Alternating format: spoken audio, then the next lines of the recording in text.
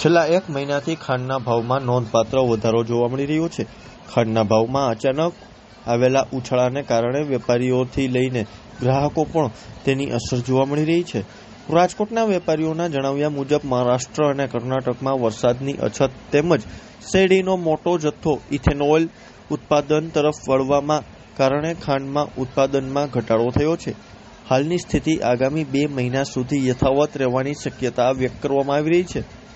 રાજકોટની દાણાપીઠમાં ખાંડનો વેપાર કરતા ઉપેન કુમાર કોટેચાએ જણાવ્યું હતું કે છેલ્લા 1 મહિનામાં ખાંડના ભાવમાં ઘણો વધારો થયો છે। અગાઉ જે ખાંડનો ભાવ પ્રતિ કિલો આશરે 45 રૂપિયા હતો તે હવે વધીને 70 રૂપિયા સુધી પહોંચી ગયો છે। એટલે કે 1 કિલો ખાંડના ભાવમાં સીધો 25 રૂપિયાનો વધારો જોવા મળી રહ્યો છે। છેલ્લા 1 મહિનામાં જોવો ને તો 45 રૂપિયા વાળી ખાંડના 70 રૂપિયા ભાવ થઈ ગયો છે। એટલે 1 કિલો 70 રૂપિયા થાય ત્યારે એનું વધવાનું કારણ ખાસ તો એવું છે કે એક તો જે મહારાષ્ટ્ર અને કર્ણાટક જે શેરડીનો વિસ્તાર છે ત્યાં વરસાદ ઓછો છે આ સાલ। બીજું રનિંગ વર્ષમાં ગવર્મેન્ટે શેરડી છે ને એ ઇથોનોલમાં વધારે પડતી ડાયવર્ટ થઈ ગઈ છે। એટલે લગભગ એટલી શેરડી થઈ છે કે 25 લાખ ટન ખાંડ ઓછી બની છે, જેને લઈને આપણે થોડોક 2 મહિના પૂરતો પ્રોબ્લેમ છે।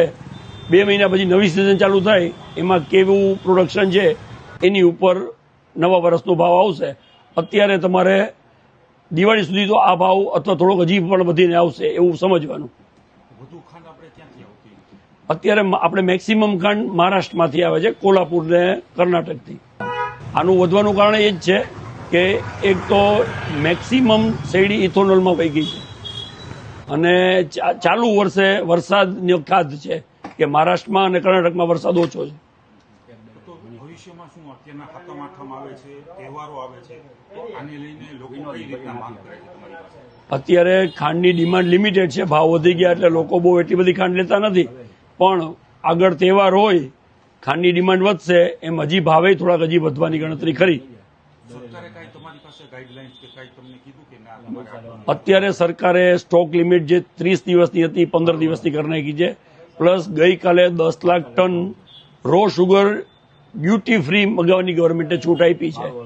હવે એને આવતો થોડોક ટાઈમ લાગે, ત્યાં સુધી થોડીક સપ્લાયમાં થોડોક પ્રોબ્લેમ રહે, એને લઈને હજી થોડોક ભાવ વધી શકે છે। હવે એ આપણે કહી ન શકીએ, પણ તમે એમ સમજો કે હજી 2-3 રૂપિયા કિલોએ વધી શકે છે ખરા આમાં।